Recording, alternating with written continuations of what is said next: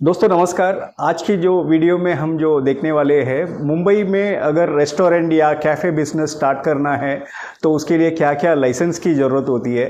ऐसा तो बहुत सारे लाइसेंस होती है, लेकिन हम लोग आज मैंडेटरी लाइसेंस जो होता है, जो स्टार्ट करने के लिए जो मैंडेटरी लाइसेंस होती है वो उसमें हम लोग देखेंगे। दोस्तों अगर आप कोई नया कैफ़े बिजनेस या रेस्टोरेंट बिजनेस मुंबई में स्टार्ट करना चाहते हो तो आपके लिए ये वीडियो बहुत ही फ़ायदेमंद होगी। चलो आइए हम वीडियो में देखेंगे क्या क्या जो लाइसेंस है, लिस्ट करके मैं आपको बताता हूँ। लाइसेंस नंबर 1 आपको तो पता है कि बहुत इंपॉर्टेंट लाइसेंस है, एफएसएसआई लाइसेंस होती है। जो एफएसएसआई में बहुत सारे कैटेगरी लाइसेंस होती है, that is basic registration, state license, central license होती है। लेकिन आपका रेस्टोरेंट एंड कैफे बिजनेस के लिए आपको स्टेट लाइसेंस लेना होता है, जो अबाउट 12 लाख कैटेगरी होती है, तो वो कैटेगरी का लाइसेंस लेना होता है। ये एफएसएसआई डिपार्टमेंट इशू करती है, स्टेट लाइसेंस होती है। एंड ये आपको जो एप्लीकेशन करना है ये फॉस्को के साइट पे जाके एप्लीकेशन करना है। दोस्तों सेकंड नंबर वाली लाइसेंस जो है वो शॉप एक्ट लाइसेंस होती है, उसको गुमस्ता लाइसेंस करके भी बोलते हैं।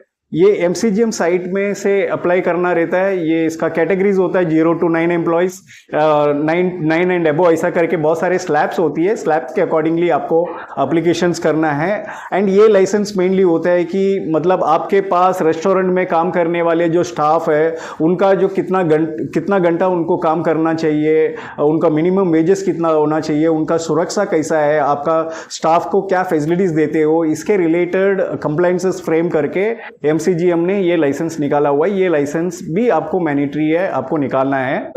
थर्ड लाइसेंस जो है ये बहुत ही मैंडेटरी लाइसेंस है, ये हेल्थ लाइसेंस बोला जाता है। Health licenses consist of 3-4 department का परमिशन, एनओसी के बाद आपको लाइसेंस मिलती है। अगर समझो हमने एमसीजीएम से, ये एप्लीकेशन भी आपको एमसीजीएम से ही करना है।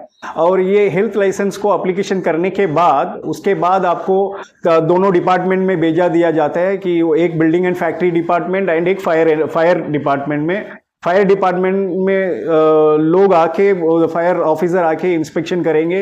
इंस्पेक्शन करके एवरीथिंग इज परफेक्ट, आपका जो रेस्टोरेंट है, कैफे है, फायर कंप्लेंट्स के साथ में अगर है तो आपको उधर से एनओसी मिल जाएगा। द सेम वे जो आपका फैक्ट्री डिपार्टमेंट के ऑफिसर आएंगे, इंजीनियर आएंगे, वो आके आपका जगह का स्ट्रक्चरल आपका ये पूरा इंस्पेक्शन करेंगे। इंस्पेक्शन करने के बाद आपको एनओसी दिया जाता है, उसके बाद ही आपको हेल्थ लाइसेंस दिया जाता है। उसके लिए उसके पहले आपको एप्लीकेशन करने से पहले आपको एप्लीकेशन में कंप्लायंसेस डॉक्यूमेंट सबमिट करना पड़ता है, दैट इज इलेक्ट्रिक ऑडिट का रिपोर्ट सबमिट करना पड़ता है। गवर्नमेंट अप्रूव्ड फायर एजेंसी से आपको फायर का फॉर्म ये सबमिट करना पड़ता है। आर्किटेक्ट प्लान आपको सबमिट करना पड़ता है। तो ये सब एप्लीकेशन करने से पहले ये सब कंप्लायंसेस डॉक्यूमेंट बनाना रहता है। तो ये भी आपको बहुत इंपॉर्टेंट मैंडेटरी लाइसेंस में से एक है। दोस्तों नंबर 4 में जो मैंडेटरी लाइसेंस होती है ये साइनेज लाइसेंस बोलता है। ये डिस्प्ले ऑफ आपका बोर्ड, ब्रांड का बोर्ड, आपका होटल का नाम या रेस्टोरेंट या कैफ़े का जो बोर्ड होती है जो आप लगाते हो, तो इसके लिए भी आपको लाइसेंस लेना ज़रूरी है। ये समझो आप ग्लो साइन या नियॉन साइन का जो भी बोर्ड लगाते हो, तो या उनका गवर्नमेंट में जो बोला गया जो चार्जेबल जो भी बोर्ड्स अगर आप लगाते हो उसका पर स्क्वायर फीट के हिसाब से गवर्नमेंट फीस होती है। एंड ये भी एमसीजीएम पे आपको लाइसेंस डिपार्टमेंट से इशू होती है। ये एमसीजीएम लाइसेंस डिपार्टमेंट से इशू होती है। आपका जो पर्टिकुलर वार्ड होता है, वार्ड का लाइसेंस डिपार्टमेंट से ये इशू होता है। एंड उसके अलावा अगर समझो अगर आपके कैफे या रेस्टोरेंट में अगर आपका ब्रांड को रिप्रेजेंट करने, जैसे इवन लॉलीपॉप जो बोलता है, ये छोटा बोर्ड्स या स्टैंडी बोर्ड्स टाइप में अगर आप लगाते हो तो उसके लिए भी आपको परमिशंस लेना रहता है। बीएमसी म्युनिसिपल कॉर्पोरेशन से परमिशन लेना रहता है। उसके लिए भी कुछ गवर्नमेंट फीसेस वगैरह होती है, वो आप एमसीजीएम में इंक्वायरी करेंगे तो उसमें आप उनको बताएंगे। बाद ये 5th एक जो लाइसेंस होती है ये जीएसटी सर्टिफिकेट होता है।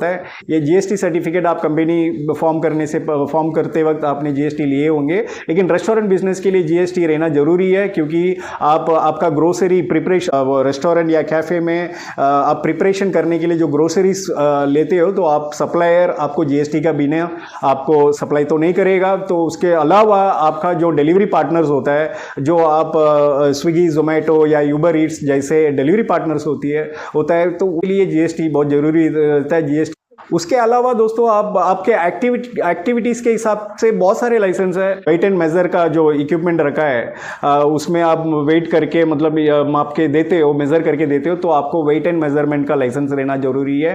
अगर आप आपके ब्रांड पे पैकिंग करके आप बेचते हो तो वेट एंड मेज़रमेंट डिपार्टमेंट से पैकिंग लाइसेंस लगता है, तो लीगल मेट्रोलॉजी डिपार्टमेंट स्टेट से आपको लेना रहता है।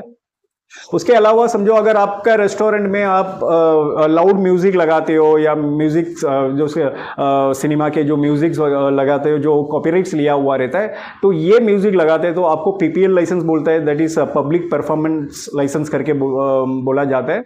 तो ये लाइसेंस भी, ऐसे बहुत सारे प्रकार का लाइसेंस होता है। अगर आपके रेस्टोरेंट में लिकर सर्व करते हो तो उसके लिए FL3 लाइसेंस होती है, तो उसमें भी बहुत सारी कैटेगरीज है। तो ये आपको बिजनेस चालू करने से पहले ये सब लाइसेंस को आपको ध्यान में रख के आपको चालू करना है। दोस्तों अभी आपने देखे होंगे कि इतने सारे लाइसेंस है, इसके अलावा बहुत सारे लाइसेंस भी है, लेकिन अभी आज हमने वीडियो में हमने जो देखा ये मैंडेटरी लाइसेंस है। ये मैंडेटरी लाइसेंस लेके ही आपको बिजनेस करना है, अदरवाइज आपको मतलब बिजनेस आपको स्मूथली करने नहीं होगा। दोस्तों अगर आपको ये वीडियो इंफॉर्मेटिव लगा तो आप मेरा चैनल को सब्सक्राइब कीजिए। अगर वीडियो अच्छा लगा तो लाइक कीजिए, एंड कुछ अगर डाउट है तो आप कमेंट कीजिए। Thank you very much.